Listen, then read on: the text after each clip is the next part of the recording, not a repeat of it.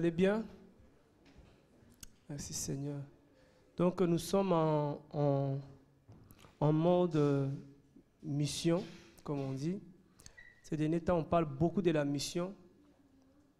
Et la mission, ce n'est pas seulement le fait d'aller dans un pays, mais la mission, c'est le fait de servir le Seigneur, de faire l'œuvre du Seigneur, le fait de bouger.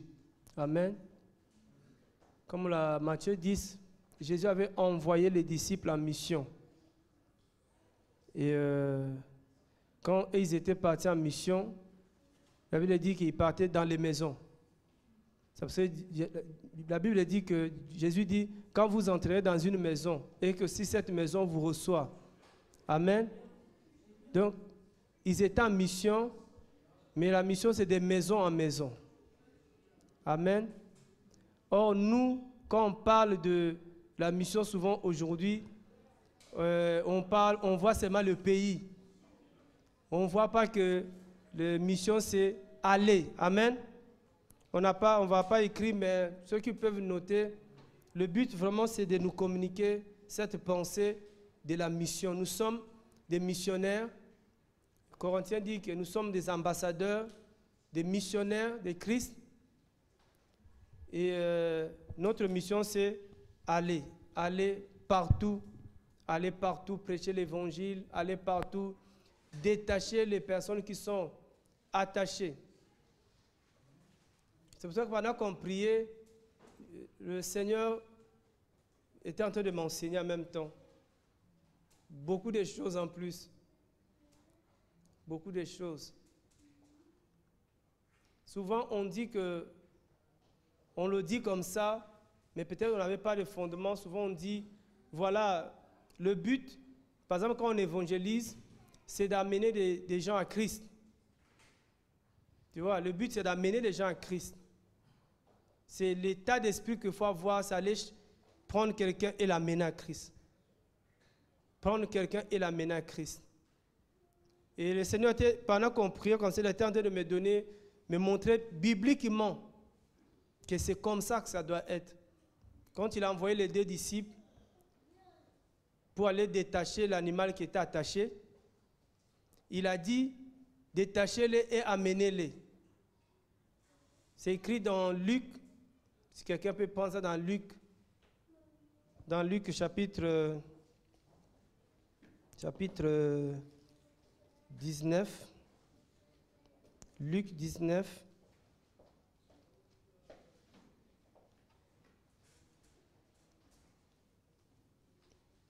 Luc chapitre 19,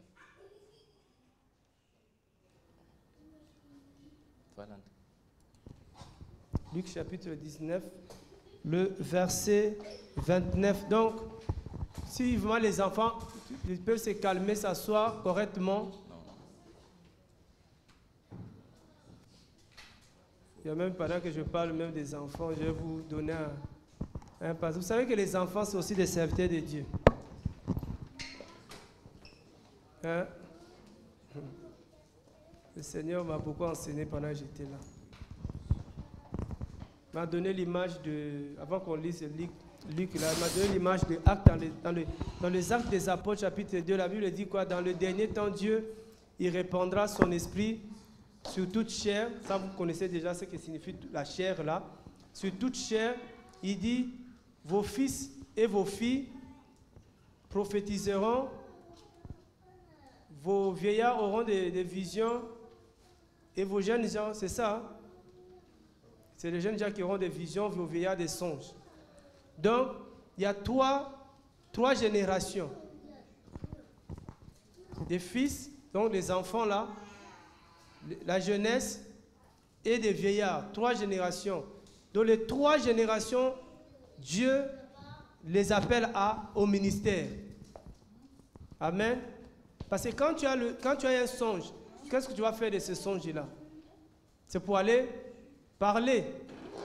Quand tu reçois une vision, c'est pour parler. Prophétiser, c'est parler aussi. Et quand nous lisons Jean, dans 1 Jean chapitre 2, on nous parle aussi de 3 générations. Le père, le jeune et les enfants.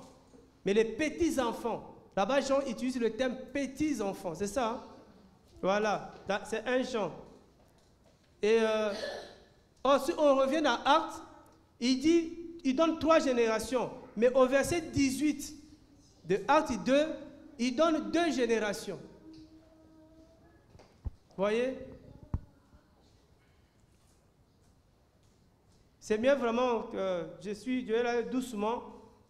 Dans Acte 2, 17, il donne 3 générations, mais dans Acte 18, il parle de 2. Et ça m'a fait comprendre comment il a regroupé les choses. Dieu aime bien regrouper. Dans Exode 20, il donne 10 commandements. Amen. Dans Matthieu 22, il regroupe ça en 2. C'est pas qu'il a enlevé les autres, hein. Il a juste regroupé. Dans les 10 commandements, il y en a en réalité 2 commandements. Dans les 10 commandements. Et plus loin, quand il va parler par Paul, il va enlever 2, il va laisser seulement 1 commandement. C'est écrit dans Romains. Romains chapitre... Dans Romains, il dit, toute la loi est accomplie dans cette parole. Tu aimeras ton prochain comme toi-même. Donc, il n'a pas aboli, mais il a regroupé tous les commandements dans un seul commandement. Toute la loi dans un seul. Waouh, Dieu est fort. Donc, je ne vais pas vous embrouiller tout, mais je vous ramène encore à 3 générations. Il met 2 générations. Vos fils et vos filles, nos parents, et puis nos petits-enfants. Et dans le verset 18, il dit, je répandais mon esprit sur mes serviteurs et mes servantes. Vous voyez? Donc, il y a 2 groupes, en réalité, il n'y a que deux serviteurs, c'est-à-dire il y a des servantes et des serviteurs. Dans les serviteurs, il y a des pères, il y a des jeunes, il y a aussi des petits-enfants. Et dans le groupe des servantes, il y a aussi des mères, des jeunes et aussi des enfants. Waouh, Seigneur merveilleux. Tous, on doit servir le Seigneur. Il n'y a pas les uns et pas les autres. Tous, on doit servir le Seigneur. Tous. Tous, nous avons un seul ministère, une seule mission. C'est pour ça que souvent j'ai déjà rencontré des pasteurs ici à Rennes et je leur ai posé une question. Pourquoi vous n'êtes pas ensemble? Pourquoi vous n'arrivez pas à vous mettre ensemble? Parce que pour moi, vous prêchez le même évangile.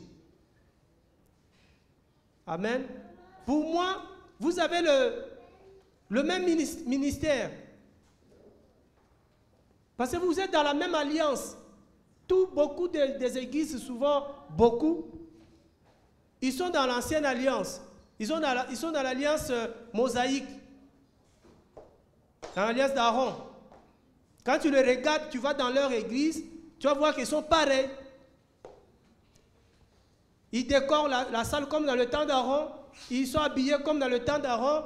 Ils font les cultes comme dans le temps d'Aaron. Ils sont dans l'ancienne alliance, parce qu'il y a 2 alliances. Mais nous sommes dans la nouvelle alliance, selon 2 Corinthiens chapitre 3, le verset 4. Nous sommes dans la nouvelle alliance. La Bible dit que voilà, Dieu a fait de nous les ministres de la nouvelle alliance. Vous avez en train d'écrire tout ça? Je n'ai pas prévu tout ça, donc ce que j'ai prévu, je ne vais pas commencer en réalité. Il dit, il a fait de nous des ministres de la nouvelle alliance. Si quelqu'un vous voit et vous dit, mais c'est quoi la différence entre vous et les autres? Il dit, nous sommes des ministres de la nouvelle alliance et ils sont des ministres de l'ancienne alliance.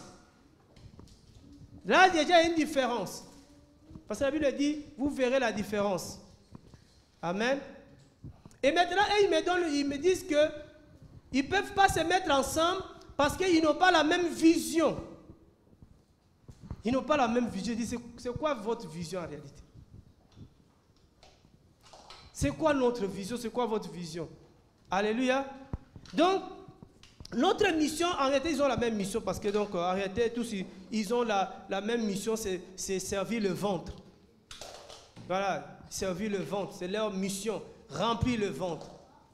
Voilà, nous sommes les ministres de la nouvelle alliance. C'est très important, cette parole de connaître.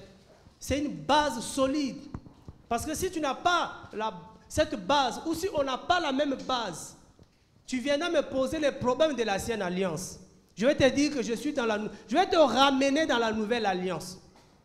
C'est pour ça des questions qu'on me pose souvent, ce sont des questions qui ont trait à l'ancienne alliance. Pourquoi on ne met pas les rideaux? Pourquoi on ne fait pas des consécrations? Pourquoi on ne lave pas les mains avant d'entrer dans le temple?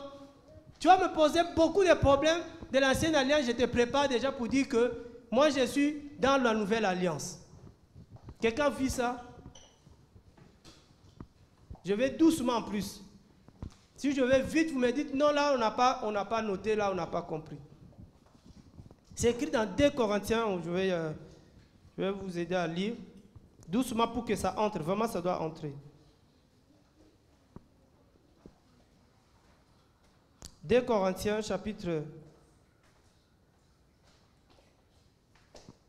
2 Corinthiens chapitre 3.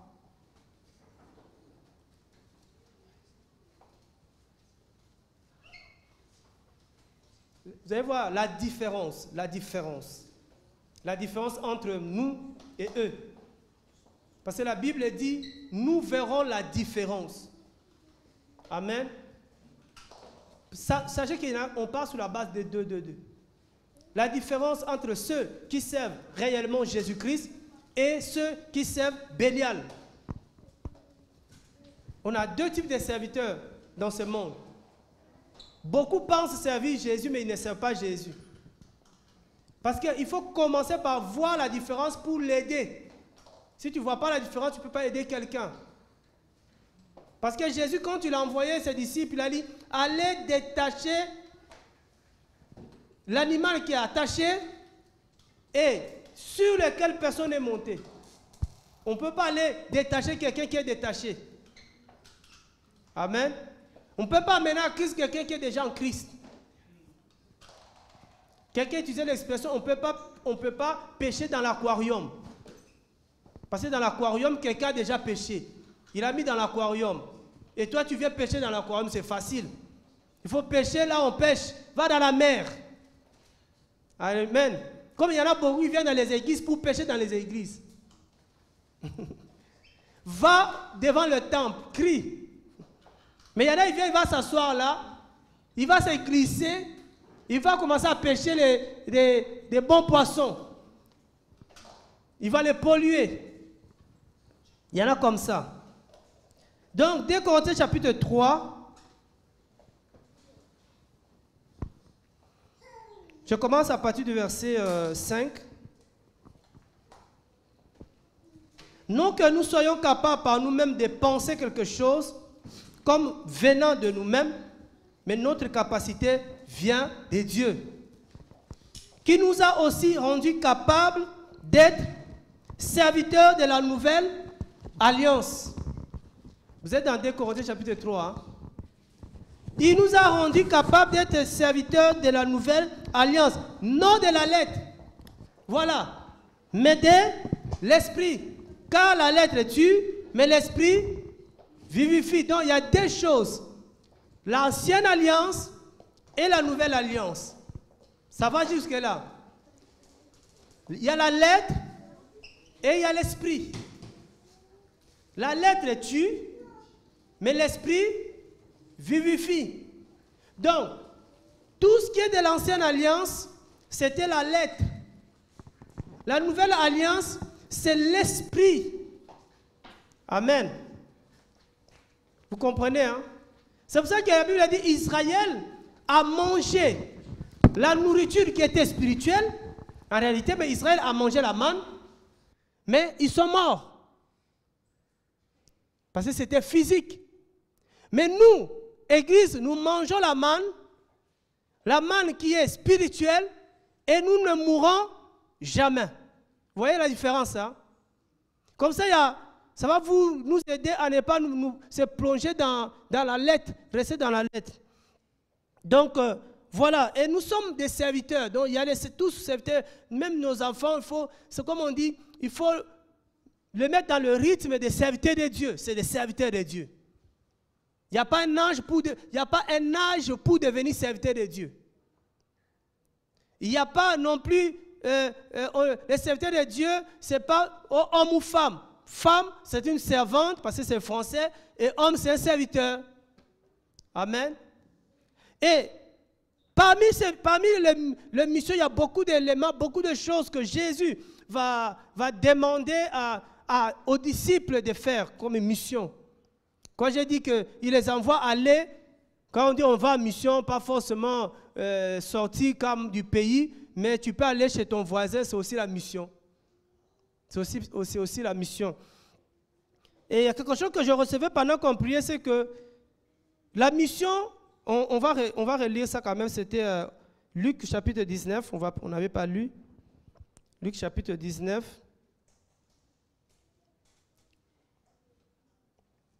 Je vais lire Luc chapitre 19, verset 29. Et il arriva qu'en approchant de Bethphagée et de Béthanie, près de la montagne appelée des Oliviers, il envoyait deux disciples. Il envoyait deux disciples en disant, allez au village qui est en face. Allez au village qui est en face. Quand vous y serez entrés, vous trouverez un ânon attaché sur lequel aucun être humain n'est monté. Détachez-le et amenez-le-moi. Regarde la mission que Jésus va confier à ses disciples. Il dit, vous allez où? Pas loin. C'est pourquoi j'ai dit, Jésus ne nous envoie pas aussi loin. Parce que nous, on cherche tellement de problèmes, on veut aller loin. J'avais une des cousines comme ça, une fois je suis arrivé à Paris, et je leur ai posé la question, vous priez où? Ils disent, à Paris. J'ai dit, mais vous habitez où? Ils habitaient à Basse-Normandie. Il dit, mais pourquoi vous partez aussi loin? Oh, mais parce que c'est l'église où, quand on était au pays, donc tous les fidèles de l'église du pays qui sont venus en Europe, en France, se retrouvent à Paris. Donc, tu sois à Marseille, tu vas à Paris. Tu es à Rennes, tu vas à Paris. Vous voyez le niveau de l'idolâtrie? J'ai dit, mais non, mais vous pouvez servir le Seigneur, comment on dit? Vous pouvez servir le Seigneur à côté, en face. Alléluia. Donc, Jésus nous envoie où il dit, allez au village qui est en face de vous. C'est pour ça que je suis en train de dire aux bien-aimés, vraiment que Dieu nous fasse grâce pour qu'on se déploie dans le quartier. Parce qu'il y a tellement des anneaux attachés qu'on doit détacher. Ils ne sont pas loin, ils sont juste en face de nous. Ils sont juste en face de nous. Et il dit, quand vous entrez, vous détachez, comme on dit, souvent on détache, souvent même on ne détache même pas, on amène souvent des anneaux à Christ qui sont attachés. Tu as vu quelqu'un, des fois, on a des frères qu'on amène ici, tu vois, la personne est vraiment bien attachée.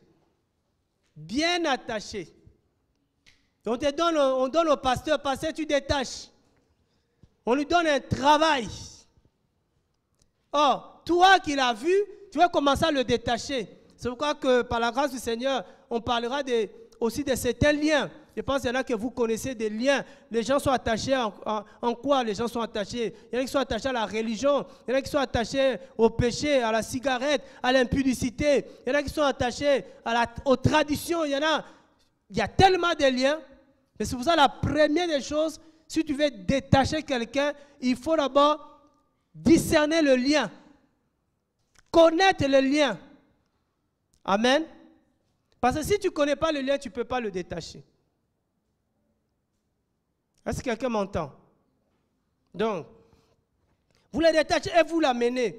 Et amenez à Christ. tu te rassures que non, la personne là, je l'amène à Christ. Et le Seigneur est en train de me montrer, dire, par rapport à, par exemple, à Jean-Baptiste, que tu regardes Jean-Baptiste, quand il a vu Jésus, Jean-Baptiste, quand il a prêché à ses disciples, il a montré aux gens Christ. Il a dit, voici l'agneau de Dieu qui ôte le péché. Il les a amenés à Christ. Et même les disciples qui étaient avec Jésus-Christ, quand vous regardez, ce n'est pas Jésus qui est allé partout, qui dit, toi suis-moi, toi suis-moi. Hein? Les autres, ce sont les disciples qui sont allés les chercher. Il va dire, non, Philippe va dire à son frère, il dit, viens, j'ai vu le Messie, viens. Et il va venir voir, il l'amène à Jésus. Beaucoup, ils ont fait comme ça, ils ont amené leur frère, voilà, j'ai découvert le Messie, j'ai vu Jésus. Même comme la femme samaritaine a fait la même chose. Il a dit, venez voir, j'ai rencontré le Christ, le Messie. Et Dieu était en train de me montrer ça. Il dit, c'est ça la mission. Mission numéro 1, c'est amener des gens à Christ, détacher les personnes qui sont attachées soit dans une religion, soit dans une tradition, soit dans un péché. Tu arrives à le détacher et à l'amener à Christ. C'est là où il y a le combat. Parce que la suite nous dit que quand vous allez partir, son maître, c'est lui qui le retenait, c'est son maître. La Bible dit, il dit quoi? Si quelqu'un vous demande pourquoi les détachez-vous? Donc vous voyez le ministère, ça arrive à détacher les gens. Pourquoi les détachez-vous? Il y en a, ils ne vont pas vous poser la question comme ça, mais ils le font spirituellement. Tu vas en guerre, tu as que de détacher quelqu'un, mais frère, tu as des retours, tu as des combats, tu ne comprends pas, mais parce que son maître aussi le retient. Tu tires, il tire, tu tires, il tire aussi des fois. C'est pour ça qu'amener quelqu'un à Christ, ce n'est pas facile. C'est la guerre, c'est le combat. Alléluia. Mais le problème, c'est que moi, je sais, il dit, vous lui répondrez parce que le Seigneur en a besoin. Dieu a besoin de nous. Dieu a besoin de toi, Dieu a besoin de moi. Souvent, les chrétiens ne se rendent pas compte que Jésus a besoin de toi. Alléluia. Jésus t'a détaché pour détacher. À moins que toi aussi tu sois encore attaché. Parce que quelqu'un qui est bien lié n'a pas toute sa liberté. Nous sommes détachés pour détacher. Nous sommes des serviteurs et des servants de Dieu. Notre mission, c'est aller détacher. Qui a déjà essayé? Mais est-ce que ça passe? Ça coince, hein? C'est difficile pour le moment. Voilà, on voit déjà, parce que, frère, on veut faire cette équipe des gens d'abord, des commandos, des paracommandos, des parachutistes, je ne sais pas quoi, mais les gens qui sont prêts à mourir pour la vérité. Amen. C'est-à-dire une équipe de gens qui ont un seul souci, c'est aller libérer tous les prisonniers. Parce que ces gens-là qui sont attachés, en réalité, ce sont des prisonniers. Mais ils ne savent pas qu'ils sont prisonniers. La difficulté est là. Les gens ne savent pas qu'ils sont dans une prison. Maintenant, tu viens, tu lui dis, je viens te libérer. Il dit, oh, pourquoi? Amen. Est-ce que moi je suis en prison? Il dit, oui, tu es en prison. Mais si tu lui dis comme ça sera une discussion terrible. Ça sera terrible. Jésus vient, il dit aux Juifs, il dit, vous êtes des esclaves. Vous avez un père. Ils se disent, oh, mais ce n'est pas possible, toi. Nous, on a un père, nous sommes des enfants légitimes. Nous ne sommes pas des bâtards.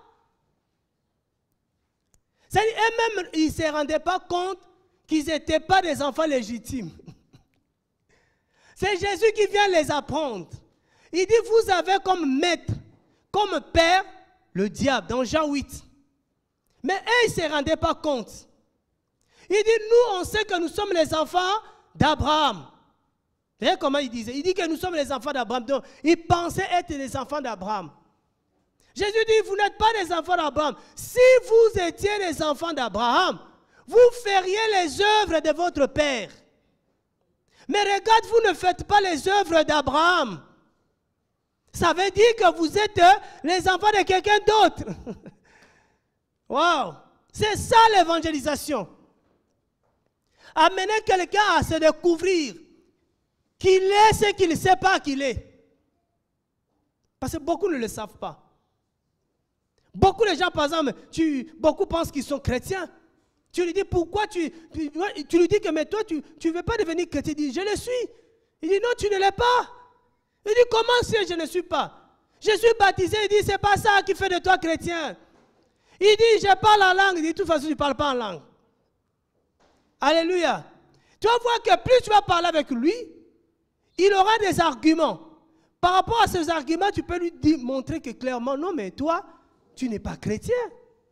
Tu n'es pas sauvé.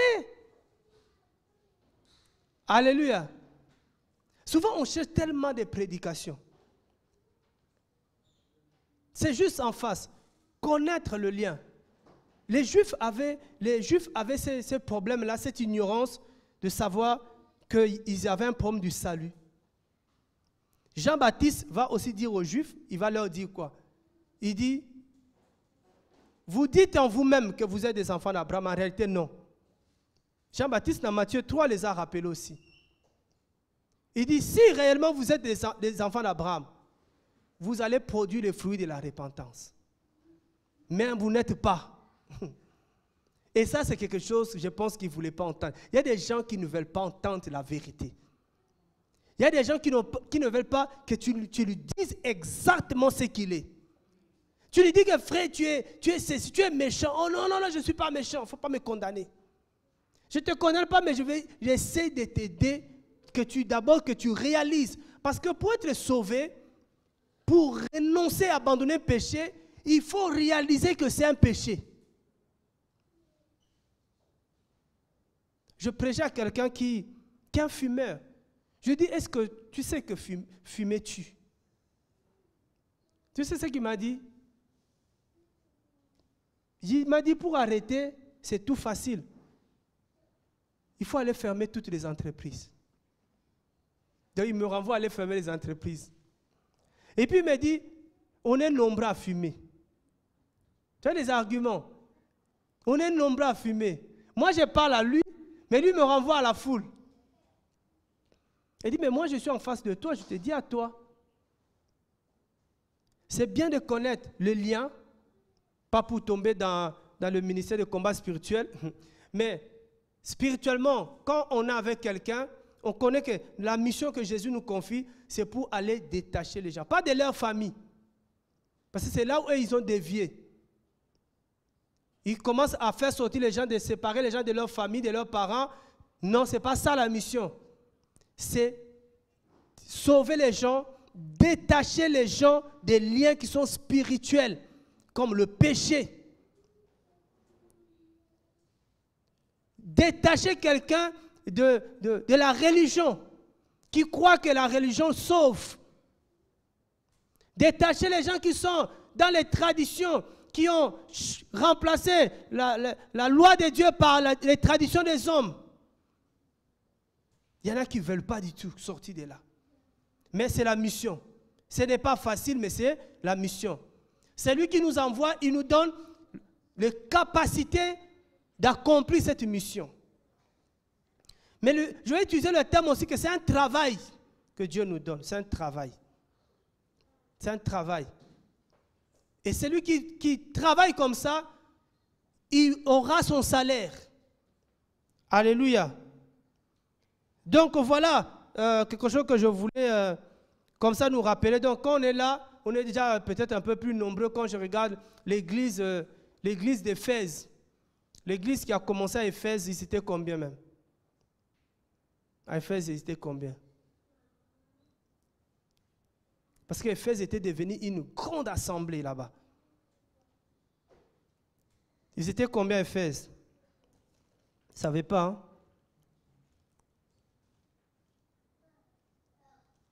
Personne n'a une idée. Moi, je commence à vous poser des questions. Est-ce que vous allez poser des questions? À Éphèse, c'était combien?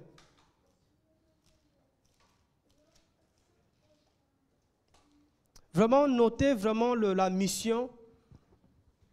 Parce que des fois, quand on parle de la mission, il y en a qui vont dire, bon, moi, je n'étais pas parti en mission. Je te dis, tu es en mission. Même si tu vas chez ton voisin, tu es en mission. Alléluia. C'est-à-dire qu'on doit vraiment travailler dans ce sens, détacher les gens. Et plus voilà, les gens sont détachés et les gens viennent à Christ, il y a une joie au ciel. Et si quelqu'un n'est pas détaché, vous savez, quand vous regardez, je reviens un peu en arrière avec Luc 19, si quelqu'un n'est pas détaché, Jésus ne peut pas entrer dans sa vie. Ça, il faut avoir ça aussi, cette réalité-là. C'est une vérité. Parce que Jésus a dit, détachez-les, amenez-les. Mais amenez-les pour faire quoi? Quand Jésus dit, détachez-les, dit, le maître en a besoin pour faire quoi? Pour faire quoi?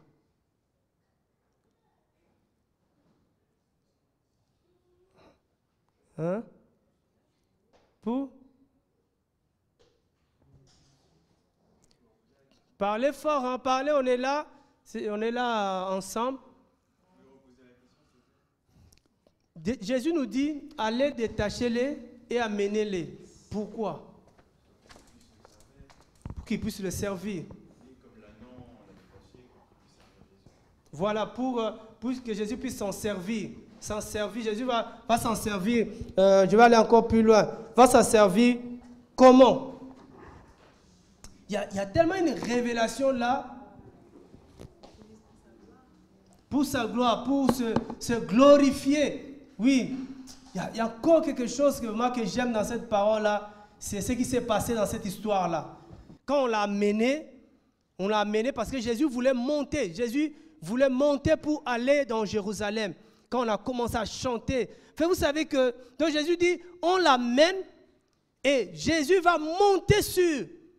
Donc en réalité, tel que nous sommes là, si nous sommes détachés, si on nous a amenés réellement à Christ, donc Christ est monté sur nous. Vous imaginez? Christ est monté, frère, sur nous.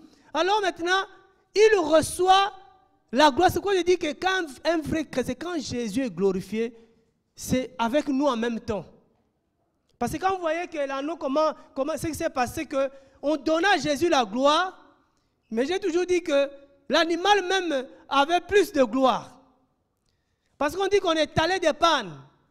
Mais Jésus n'a pas marché sur des pannes. C'est l'animal qui a marché sur des pannes. C'est-à-dire que quand les gens s'écartaient pour que Jésus entre, frère, s'il y en a qui se bousculaient, l'anneau ne se bousculait pas. Alléluia. Donc quand les gens cherchaient mais comment toucher, l'anneau était tranquille parce qu'il entrait en même temps avec Jésus. C'est pourquoi il nous dit que si Jésus est monté sur toi, Jésus étant le roi des rois, par exemple, Jésus, il est le roi des rois. Donc quand il arrive devant une porte, la porte s'ouvre. Automatiquement, quand la porte s'ouvre, là, et Jésus et l'anneau entrent. Alléluia. C'est pourquoi on nous dit que quand une porte est fermée devant toi, ce n'est pas à cause de nous, mais à cause de Jésus, la porte va s'ouvrir et moi je vais entrer. Parce que Jésus est sur moi. Alléluia. Jésus, ce qu'on dit, frère. Donc, on dit aux gens, il faut que Jésus soit sur toi. Comme ça, quand les maladies fuient, la maladie ne nous fuit pas nous. La maladie fuit Jésus. Alléluia. C'est pourquoi on dit aux gens, on n'amène pas les gens à l'église, mais on amène les gens à Christ pour que Christ entre. Et quand Christ entre dans la vie de quelqu'un, cette personne devient même le temple de Dieu. Il dit quoi? Il dit, vous êtes maintenant le temple de Dieu et l'Esprit de Dieu habite en vous. C'est vrai qu'en réalité, les sorciers n'ont pas peur de toi. Les sorciers ont peur de celui qui est sur toi. Alléluia. Ils ont peur de celui qui est avec toi. Celui qui marche avec toi. Waouh, c'est merveilleux avoir Jésus-Christ. C'est merveilleux. Alléluia. C'est merveilleux. C'est pour ça qu'il faut vraiment, le vrai travail, c'est tu détaches quelqu'un, tu l'amènes à Christ, tu lui montres vraiment Jésus-Christ. Dès que la personne voit comme les Samaritains. Vous savez, les Samaritains, quand la femme samaritaine allait parler de Jésus. Et quand ils sont venus, quand ils ont vu Jésus, leur réaction là est très importante. Si quelqu'un n'a pas encore, quelqu'un a rencontré Jésus, automatiquement, il change dans son comportement par rapport à la vie de prière. On peut lire ça. On peut regarder Jean 4. Jean 4. Jean 4, vous allez voir, j'aime ça aussi. Donc je commence par là pour que chacun de nous là, tu puisses avoir Jésus en toi. Pour faire la mission, parce que si tu n'as pas Jésus, les portes ne vont pas s'ouvrir, qu'on appelle les portes de la foi. Dans Acte 14, on nous parle, Acte 14, je pense, 26, on nous parle des portes de la foi. S'il n'y a pas Jésus dans nos vies, aucune porte ne peut s'ouvrir. Parce qu'on nous dit que Jésus est la clé de David. La clé qui ouvre les portes. Alléluia. C'est-à-dire que tu veux qu'une porte s'ouvre dans ta vie, cherche Jésus-Christ. La clé. Jean 4.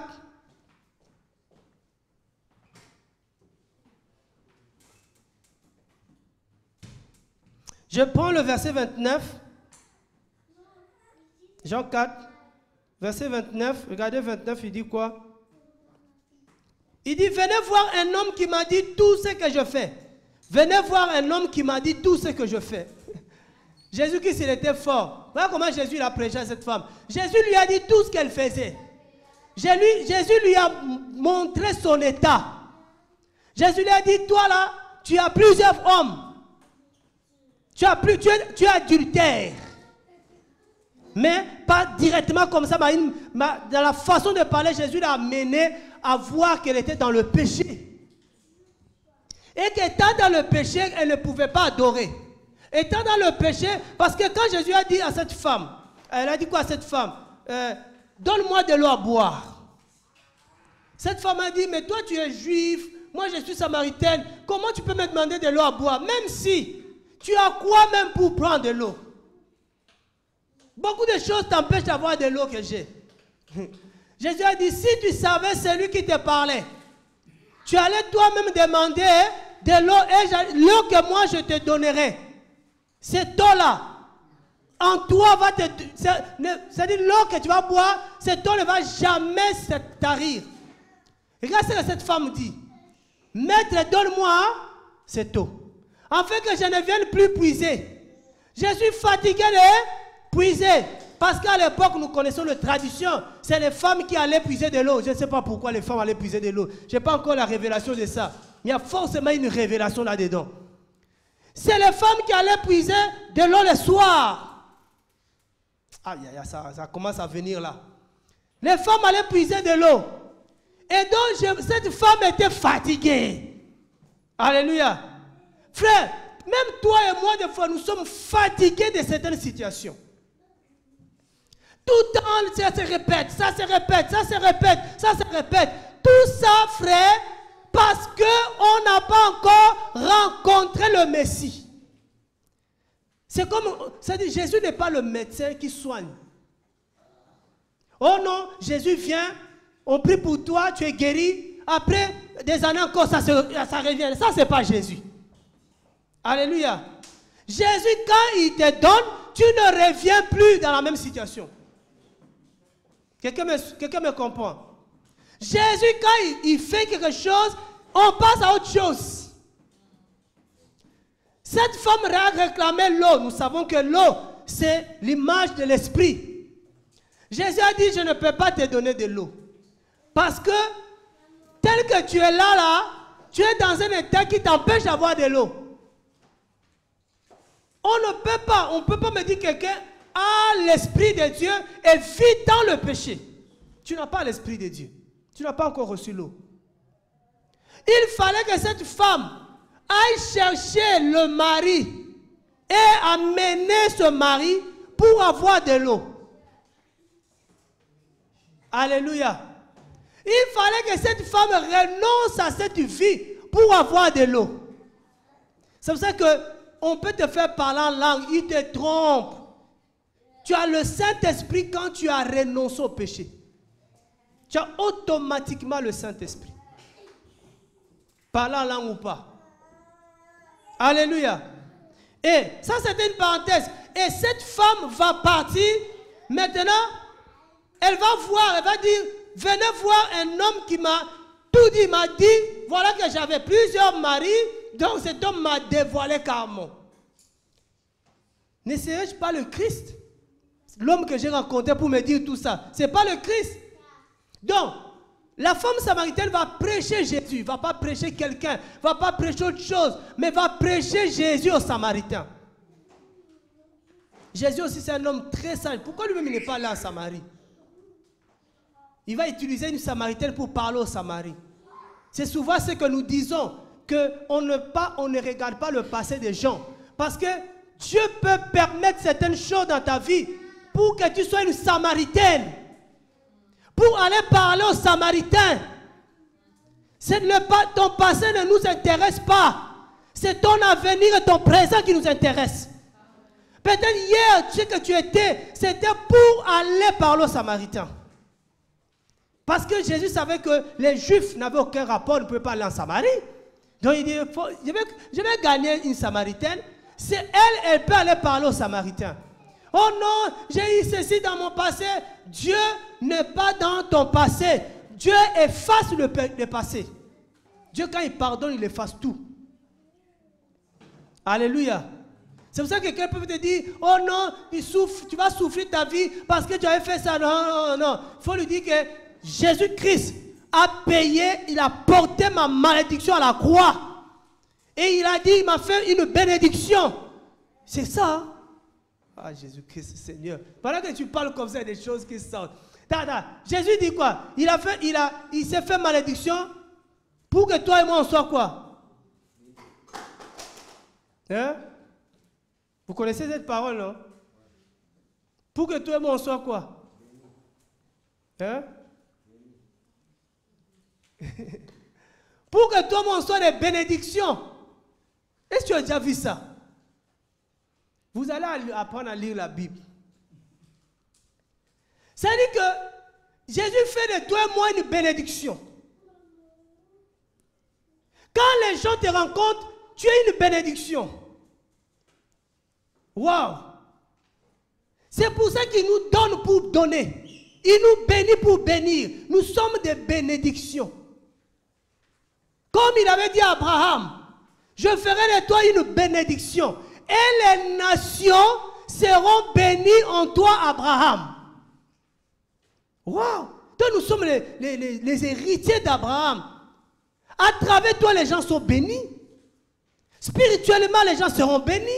Peut-être financièrement, peut-être matériellement. Les gens qui étaient pauvres, ils te rencontrent toi. La Bible dit, nous sommes des femmes et des hommes d'exception. Quand quelqu'un te rencontre, quelque chose se passe. Il dit, j'ai passé ma vie à pleurer, mais depuis que je suis avec toi, ce n'est plus le cas. Parce que nous sommes des bénédictions. Quand on a Jésus réellement. Donc, cette femme va parler de Christ.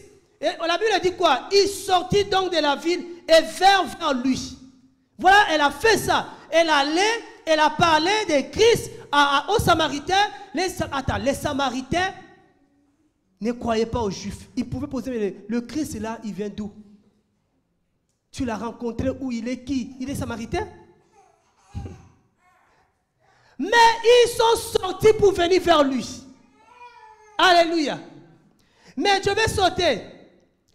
Il a dit, après, il va parler avec ses disciples.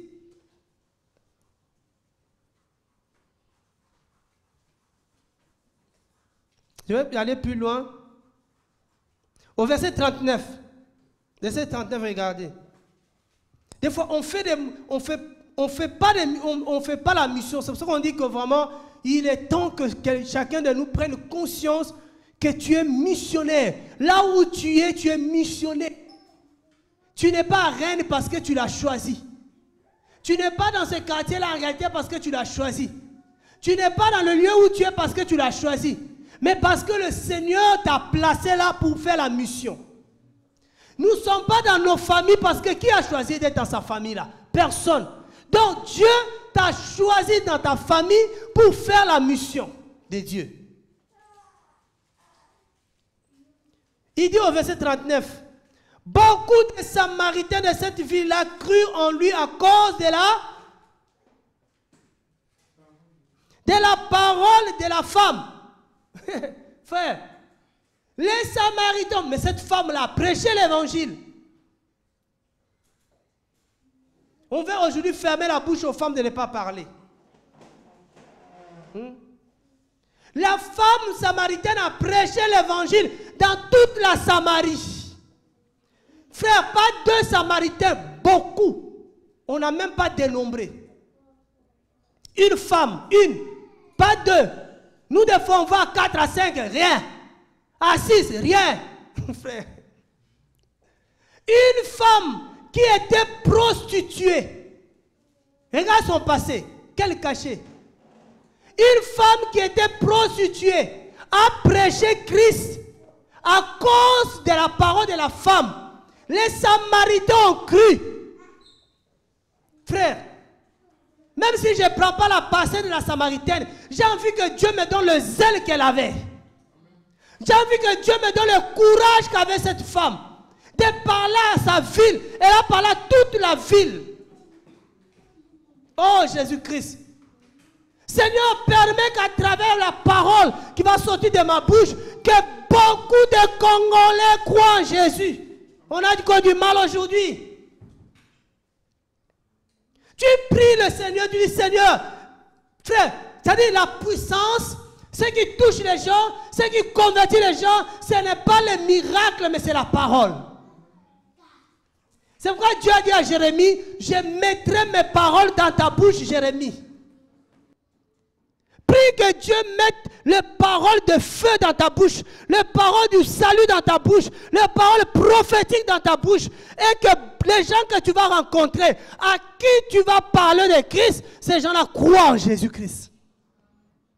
Frère, il suffit de prier. Ne regarde pas ton passé. Regarde Jésus ce qu'il fait avec une Samaritaine, une prostituée. Dieu est capable de prendre une prostituée et de faire d'elle une servante de Dieu. Maintenant, est-ce que toi, tu es arrivé à l'état de la prostitution?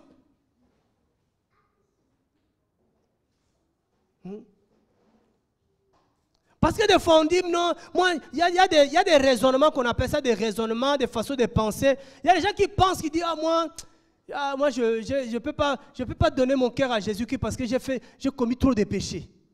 Tu vas entendre des gens qui raisonnent comme ça. Ils ont peur de venir à Jésus parce qu'ils pensent qu'ils ont commis trop de péchés.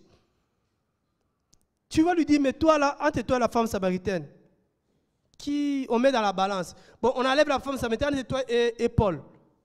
Qui a commis trop de péchés? Tu as tué qui? Oh personne, mais quel péché tu me parles? Quel que soit ton péché, Jésus est capable de te pardonner et de faire de toi son serviteur. Alléluia.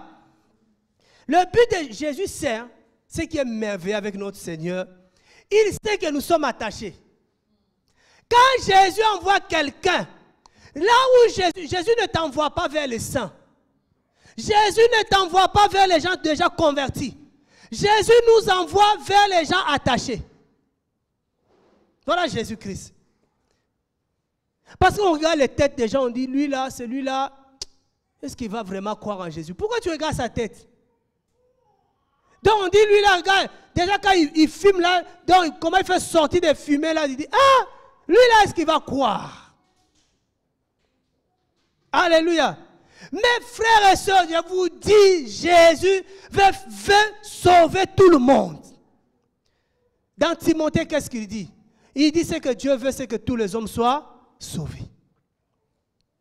Cette femme samaritaine, frères et sœurs, ça veut dire que peut-être les femmes comme ça vont nous défoncer dans le royaume de Dieu. Parce que nous, on se croit saints. Moi, j'ai pas fait, moi, je n'étais pas vraiment quelqu'un de méchant dans la vie. Donc, tu te crois saint. Mais combien de gens ont déjà cru en Jésus à travers toi? Parce que le but, c'est ça. Dans Jean 17, il a dit aussi, j'ai prié pour ceux qui croiront en moi à travers leurs paroles. Toujours, frère, si nous ne prêchons pas la parole, nous qui avons la parole, si nous ne prêchons pas la parole, les gens ne croiront jamais en Christ. C'est que Romains 10 nous dit dans le verset 14. Comment croiront-ils s'il n'y a personne qui prêche? S'il n'y a personne qui parle? Mais qu'est-ce qui nous manque? C'est le courage. Le courage qu'avait cette femme. Vous imaginez cette femme, quand elle parlait comme ça, donc elle a déjà eu des contre-attaques. Oh, femme, toi là, arrête. Comment toi tu peux nous parler de Jésus? Toi, hier là. Tu vois les gens, ils disent hier. Même ce matin. Mais la femme, je pense, elle a dit, tu me parles d'hier, ce matin. Moi, je te parle de maintenant. Je viens de rencontrer. Pas hier, pas matin, mais maintenant. Je viens de rencontrer le Seigneur, le Christ. Ça veut dire quoi? C'est qu'en une seconde, Christ peut changer ta vie. Alléluia. En une seule seconde, Christ peut changer ton témoignage. Wow. Alléluia. Des années de souffrance. Mais en une seconde seulement, Jésus change mon nom. Oh Jésus, tu es merveilleux. Alléluia. Donc, cette femme a eu forcément des gens qui ont dit non, moi je ne l'écoute pas. Mais elle a parlé. Beaucoup ont cru. Tu parles de quelle femme? D'hier, de ce matin, de ce midi? Mais là, nous sommes le soir. Le soir, quelque chose s'est passé. J'ai rencontré le Christ. Et ils sont venus, à cause de la parole, à cause de sa parole, ils sont venus. Et la Bible dit, il m'a dit, elle a répété toujours, regarde sa prédication. Regarde sa prédication. Regarde au verset, on est au verset 29, c'est ça? Montons au verset 29. Qu'est-ce qu'elle a prêché? Elle a prêché quoi? C'est pour ça qu'on ne prépare pas le message, vraiment ça ne sert plus à rien. Qu'est-ce qu'elle dit au verset 29?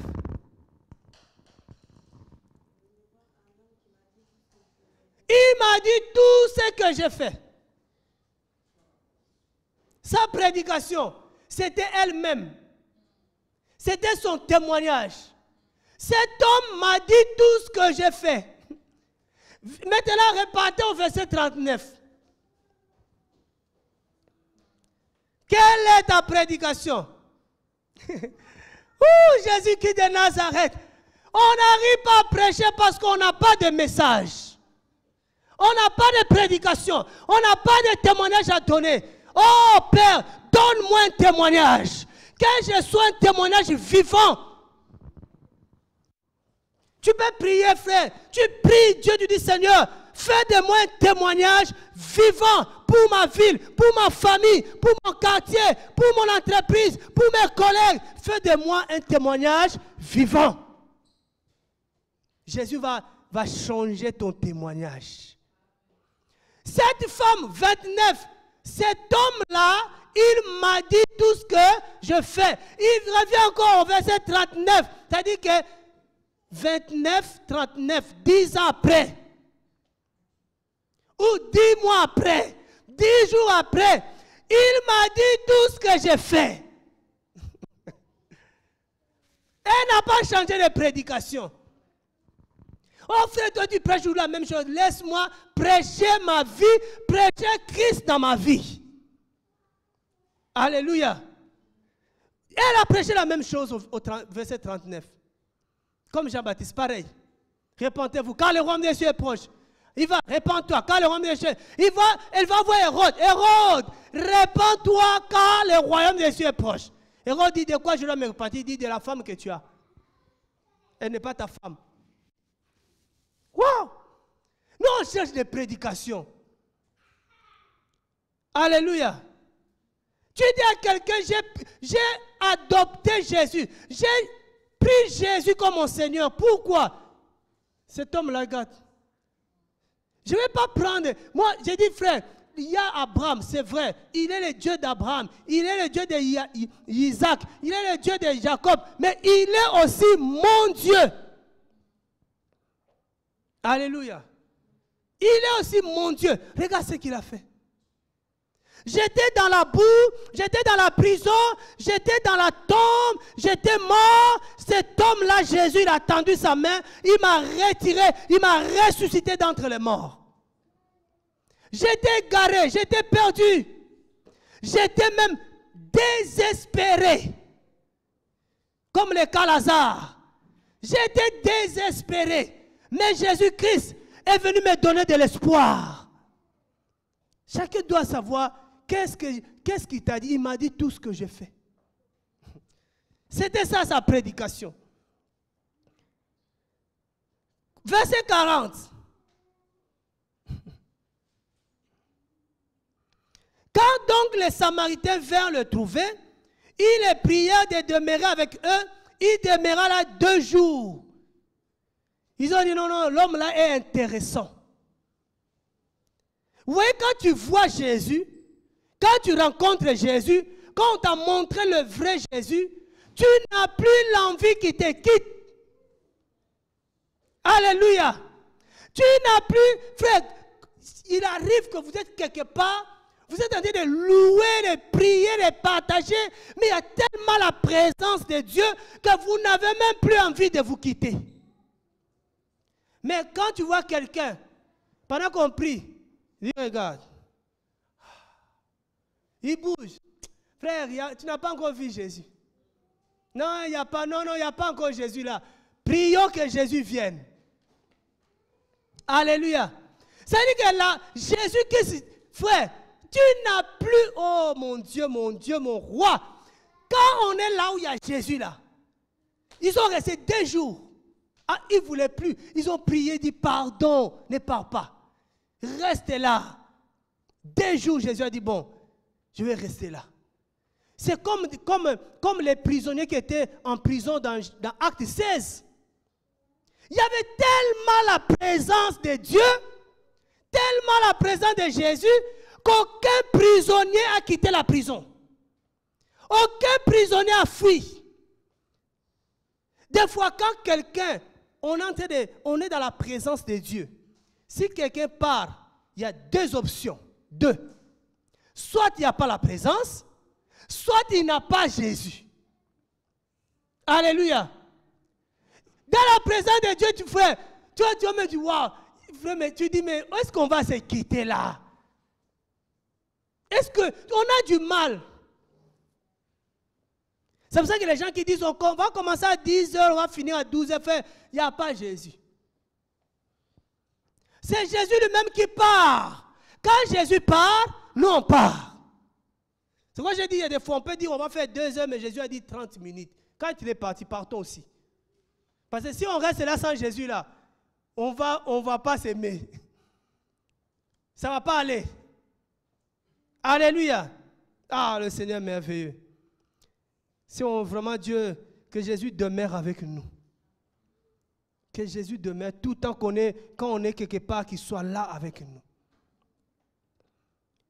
Et beaucoup plus de gens crurent à cause de sa part.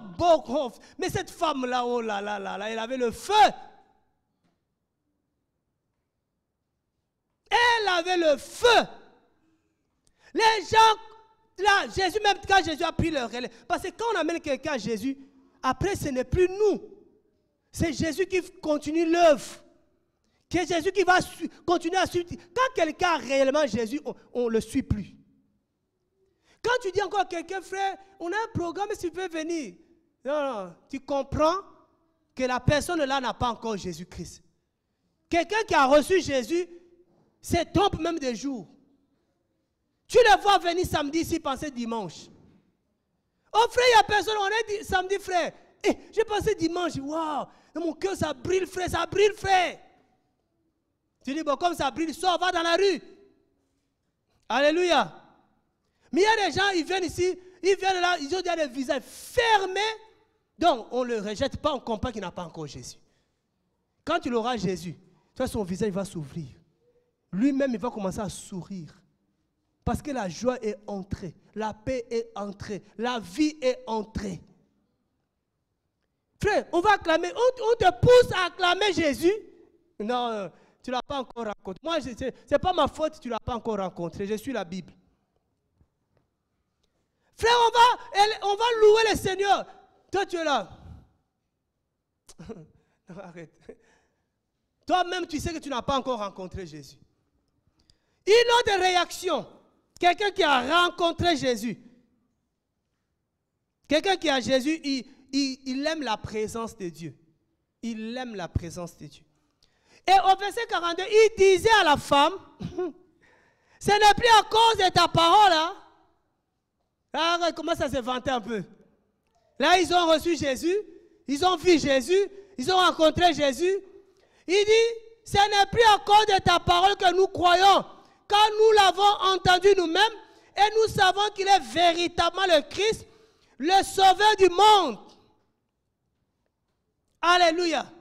C'est pourquoi j'ai dit quelqu'un qui a véritablement rencontré le Seigneur, on n'a plus besoin de lui parler de Jésus, on n'a plus besoin, frère, parce que Jésus l'enseigne, Jésus avec lui, il marche avec Jésus-Christ. Ils ont dit, on n'a plus besoin de toi. Mais il y en a quelqu'un qui a toujours besoin de toi pour le moment. Il a encore besoin de toi. Quand il sera réellement baptisé. Vous savez, l'eunuque éthiopien, du coup on parle de l'eunuque éthiopien. Cet homme-là, pourquoi Dieu a enlevé Philippe? Il a dit, Philippe, lui là, c'est bon. Il est baptisé. Avant d'être baptisé, Philippe lui a dit, si tu crois de tout ton cœur, si tu crois, cela est possible. Il a dit, je crois qu'il est le Fils de Dieu. C'est-à-dire cet homme-là avait reçu réellement Jésus dans son cœur. C'est pourquoi il n'avait plus besoin. Il n'avait plus besoin de Philippe.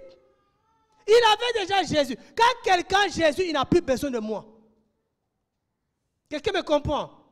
Si quelqu'un a encore besoin de toi, c'est que cette personne-là est tordue à un cœur de pierre, n'a pas encore reçu Jésus.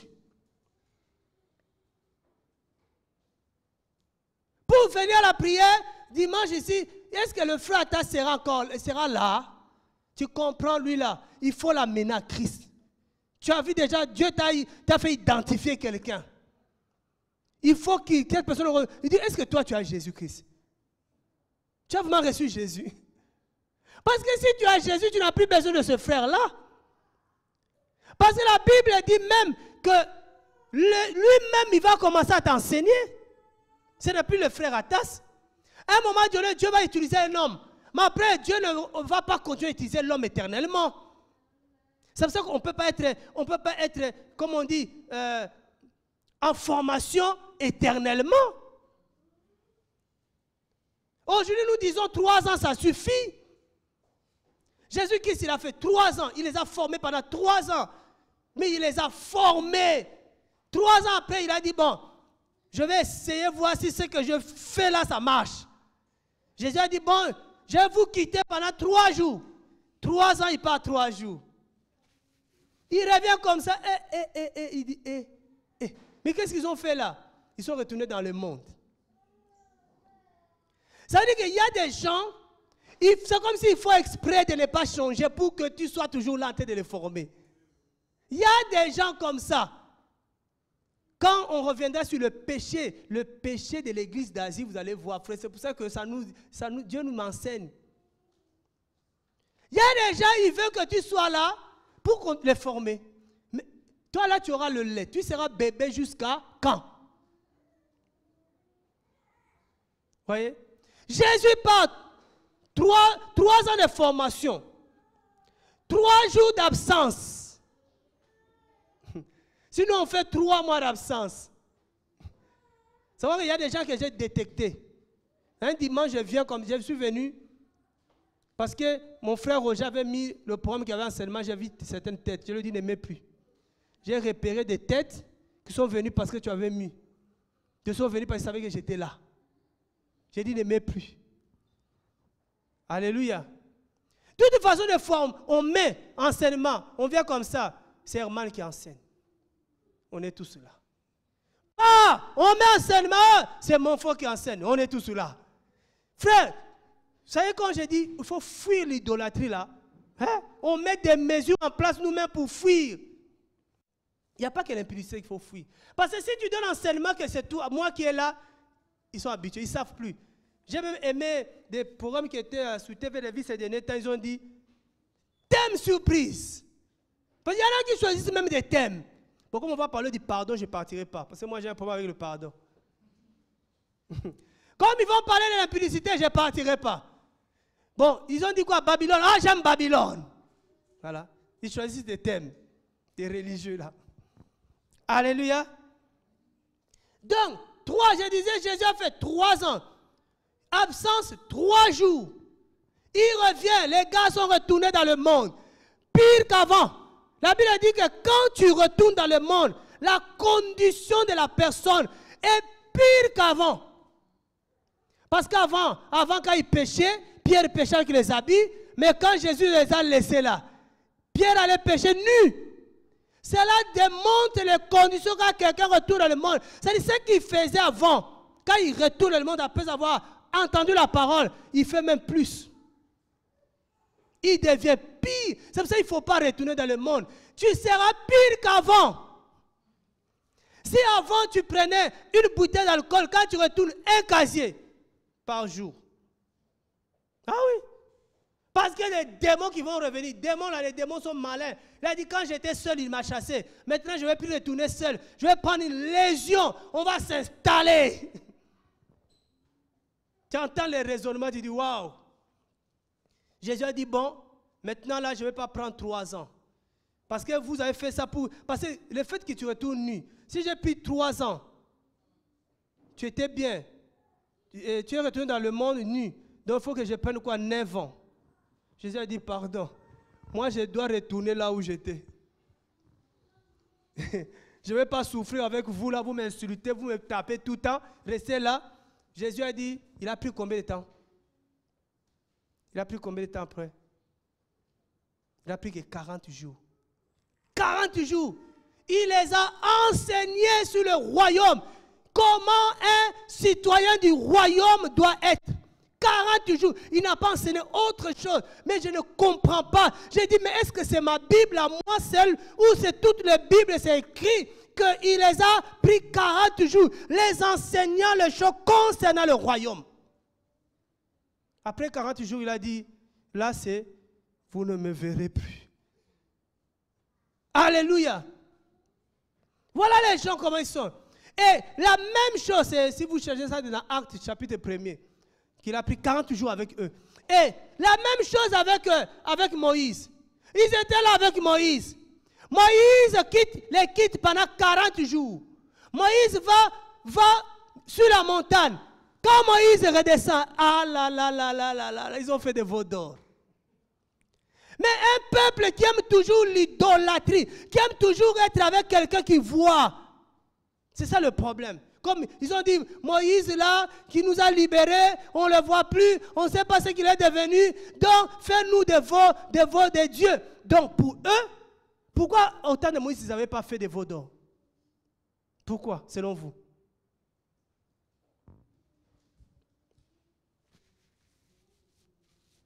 Moïse était comme leur Dieu. Donc, comme ils voyaient Moïse était comme leur Dieu. Comme Moïse n'était plus là, ils ont dit on va remplacer Moïse. Vous voyez? Et aujourd'hui, le même esprit dans nos églises. C'est-à-dire on cherche à nous remplacer. Tu étais là, tu n'es plus là, on cherche à te remplacer. Oh non, frère, on ne remplace pas Moïse, on ne remplace pas Jésus, on ne remplace pas quelqu'un. Mais frère, on marche par l'esprit. C'est ça le problème. Donc, les gens ont dit, bon, femme, on n'a plus besoin de toi. Nous-mêmes, on l'a reçu. Il faut, je parle à nous tous, refuse de rester bébé. Paul dit aux Hébreux, il dit, voilà pourquoi je n'arrive pas à vous donner la nourriture solide. Parce que vous n'allez pas la supporter. Vous êtes encore des enfants. Vous avez encore besoin de lait. Non, même nous, j'ai remarqué nos enfants, regarde l'enfant, dès que l'enfant commence à marcher, l'enfant ne veut plus qu'on le porte. L'enfant, dès qu'il commence à marcher, il se dit, je suis indépendant. Papa, j'ai plus besoin de toi. Maman, j'ai plus besoin de toi. Je vais marcher. Donc l'enfant réclame l'indépendance. Mais nous, là, on veut toujours qu'on nous porte. Qu'on nous porte. Qu'on nous porte. Comme des vrais bébés. Mais ce que tu ne sais pas, tu passes à côté de la bénédiction. Tu passes à côté de la promesse. Parce que la Bible dit, tant qu'un enfant, un serviteur, un héritier sera un enfant, il ne pourra pas bénéficier. C'est écrit dans Galates. Donc oui, à un moment tu es enfant, tu viens de naître. Tu as pris le lait. Frère, demande qu'on arrête le lait. Parce que tu dis, non, j'ai grandi. Pas que j'ai plus besoin de frères, mais j'ai besoin de manger la nourriture solide. Ça veut dire que je vais aussi, moi aussi, entrer dans le ministère, commencer aussi à exercer. Aujourd'hui, les gens n'exercent pas. Aujourd'hui, les gens ne font pas la mission. Parce que les gens sont toujours à l'école. À l'école. On est parti à Nantes.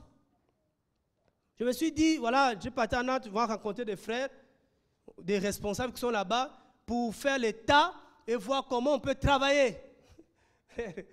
Là, combien d'années dans le Seigneur? Combien d'années, je ne sais pas.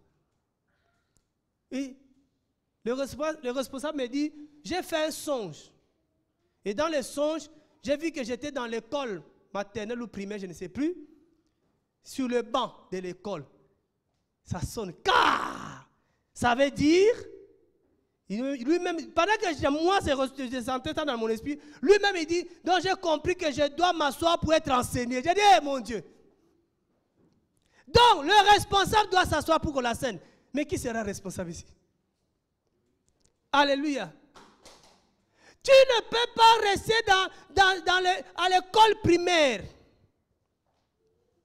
Frère, nous avons des écoles. Mais on ne peut pas rester à l'école primaire, comment dire, manger les béabas. Non, à un moment donné, tu dis, je dois grandir. Mais grandir, ce n'est pas parler par la bouche, j'ai grandi, j'ai grandi. Quelqu'un un jour m'a dit, j'ai grandi, je n'ai plus besoin de toi. Mais aujourd'hui, je ne sais pas combien d'années après, même 8 ans après, il revient, non, j'ai besoin de toi. Je dis, oh, comment ça? Toi là, tu veux retourner dans mon ventre?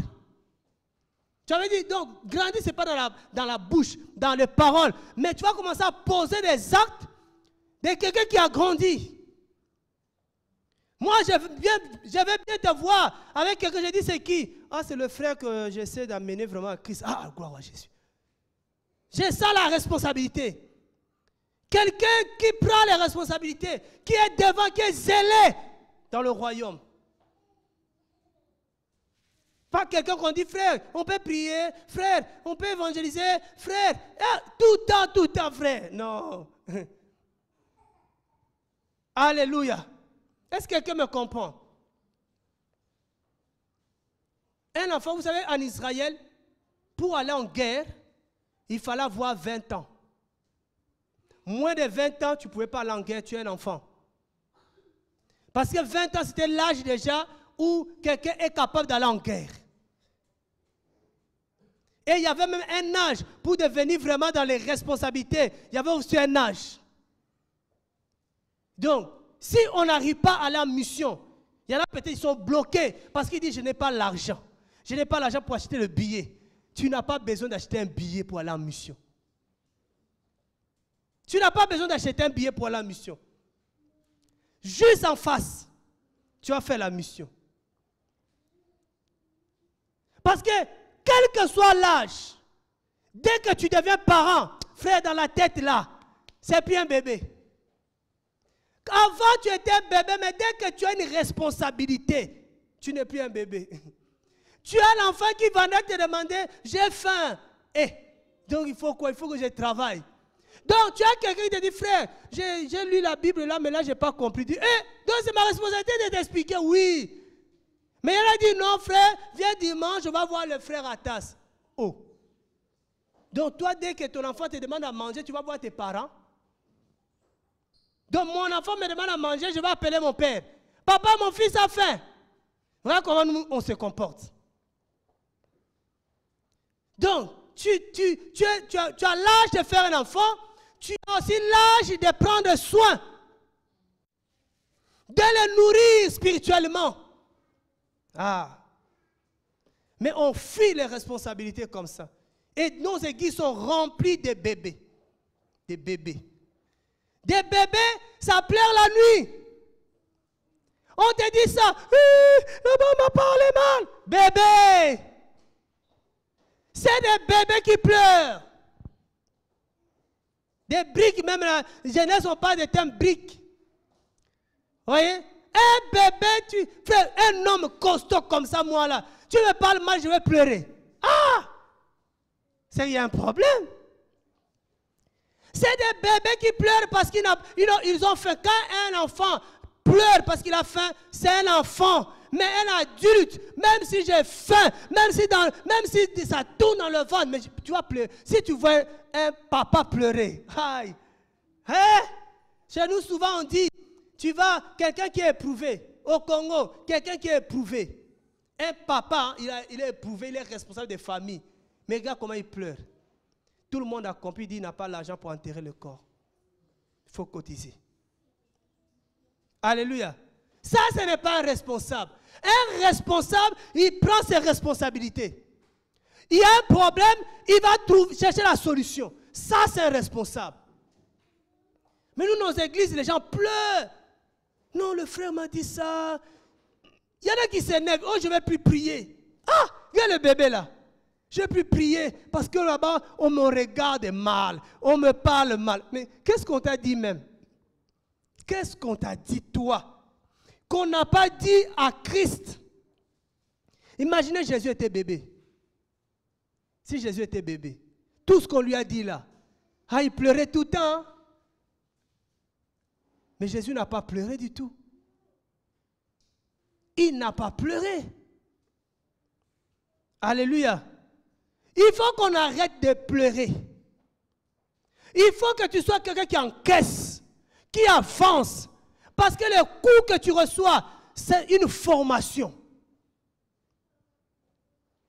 La formation, ce n'est pas seulement didasco. Hein? Ce n'est pas seulement venir s'asseoir et recevoir les enseignements. Le coup, ce n'est pas moi qui vous donne. Hein? Oh, le frère là, il donne des coups, ce n'est pas moi. Si on commence à vous donner des coups, frère, il y a un problème. Mais le coup que le Seigneur va permettre, c'est une formation. Alléluia. Vous voyez la responsabilité?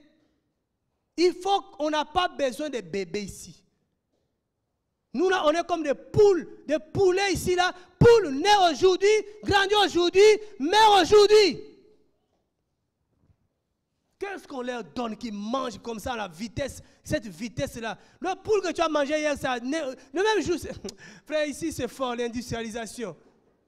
On va amener ça à l'église. L'industrialisation. Tu dis, oh mais frère, moi je viens de recevoir Jésus. Tu as reçu Jésus, c'est bon déjà. Parce que Jésus il est déjà grand. Tu es déjà grand. Vas-y. La mission commence. Alléluia. Soit dans nos églises, on dit, oui frère, vous partez en mission, mais nous là, on n'a pas les moyens. Frère, je t'ai dit, tu es en mission. Le frère de l'Espagne, il m'a appelé il y a des jours, il dit, j'ai vu que vous partez au Sénégal, mais en Bilbao, là, venez aussi. J'ai dit, frère, on va venir, prie le Seigneur. Parce qu'on a beaucoup de missions partout. Il n'y a pas que l'Espagne, il n'y a pas que l'Angleterre, il n'y a pas que ceci. Frère, il faut qu'on commence à faire la mission dans le quartier. Il faut qu'il y ait ce réveil missionnaire. Il faut qu'il y ait cet esprit missionnaire entre nous. Des fois, on fuit parce que frère, on n'a pas encore réellement reçu Jésus-Christ.